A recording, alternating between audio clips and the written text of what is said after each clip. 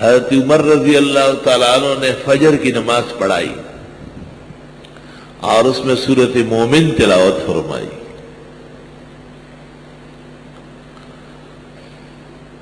ابو سعید خدری نے راستے میں کہا جب نماز پڑھ کے جانے لگے کہ یہ حرف ایسا نہیں ایسا پڑھا جاتا ہے.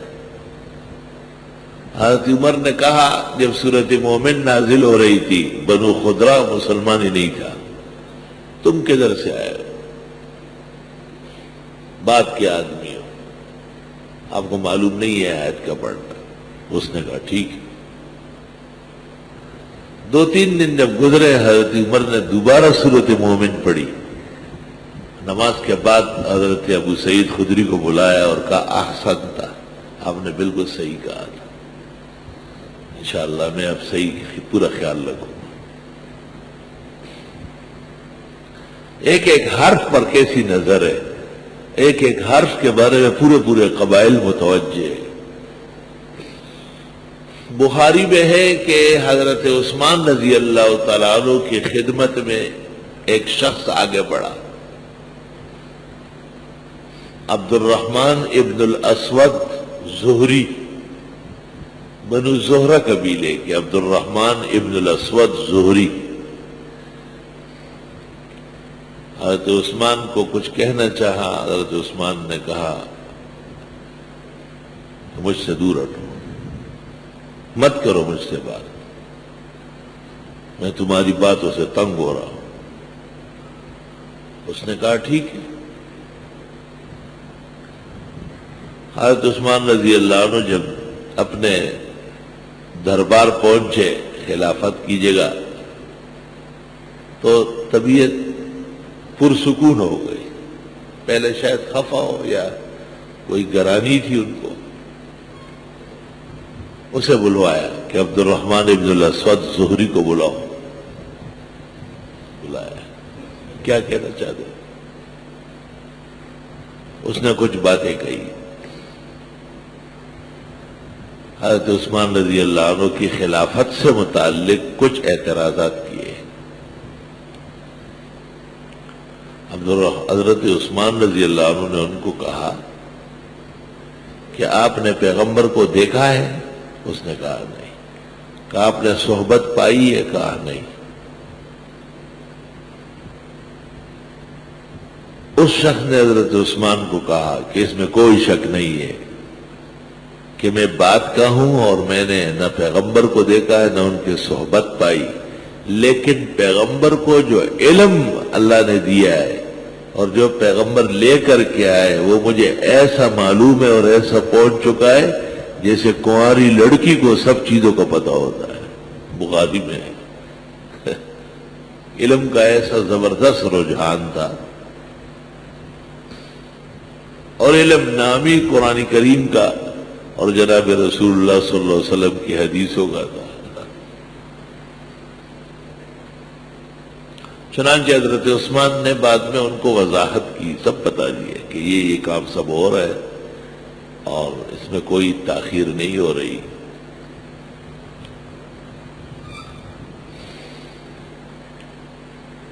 اور وہ 7 اور 9 سال کا چھوٹا بچہ عمر ابن سلمہ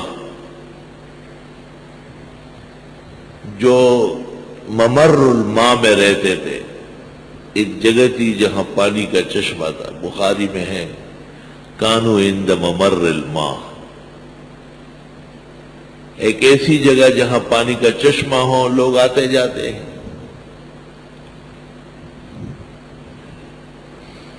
وہ کہتے ہیں کہ لوگ آتے جاتے اور باتیں کرتے کہ ایک شخص مکہ میں پیدا ہوا اور نبوت کا دعویٰ کیا, ان کے پاس وحی آنے لگی, اور یوں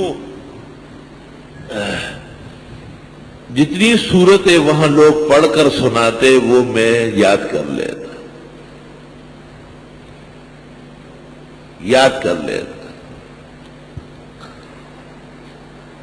جب مکہ مکرمہ فتح ہوا, اصل میں بہت سارے قبائل انتظار میں تھے کہ اگر یہ پیغمبر برحق ہے تو مکے سے دور نہیں رہے گا, یہ ایک بڑا اشکال تھا کہ پیغمبر مکہ میں پیدا ہوا اور مکہ میں پلا بڑا، مکہ میں وہی شروع ہوئی اور مکہ چھوڑ کر کے مدینے چلے گئے. یہ ایک اشکال تھا لوگ.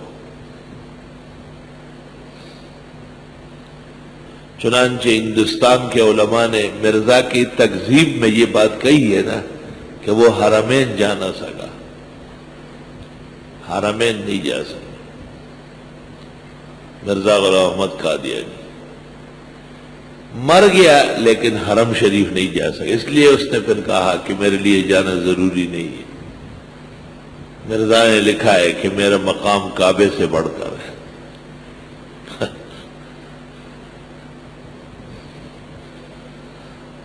وہ کہتے ہیں کہ جو انگور ہاتھ نہیں ہے کہ انگور کٹھے کھانے کے قابل نہیں ہے.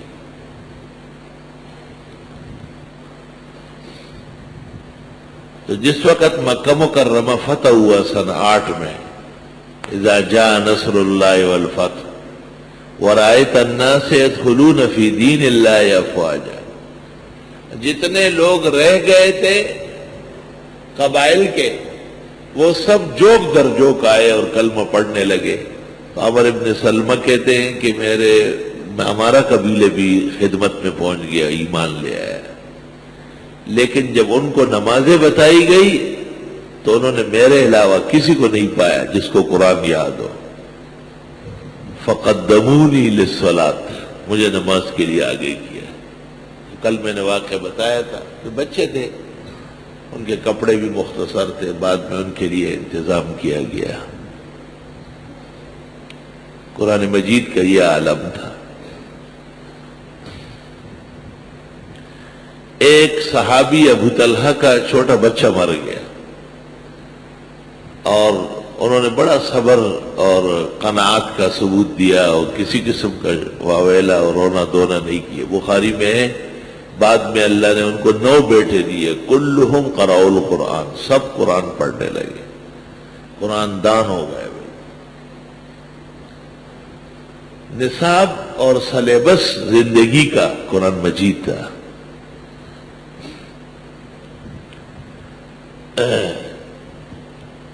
قرآن مجید رگ اور ریشے میں داخل ہو گیا جزیرے کے اندر،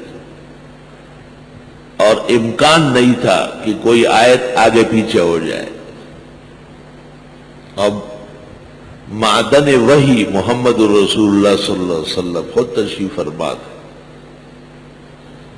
صحابہ کرام رضوان اللہ علیہم اجمعین، اول قرشیون اور بعد میں انصار مدینہ تو مہرا اور جہابذ ہوئے. اللہ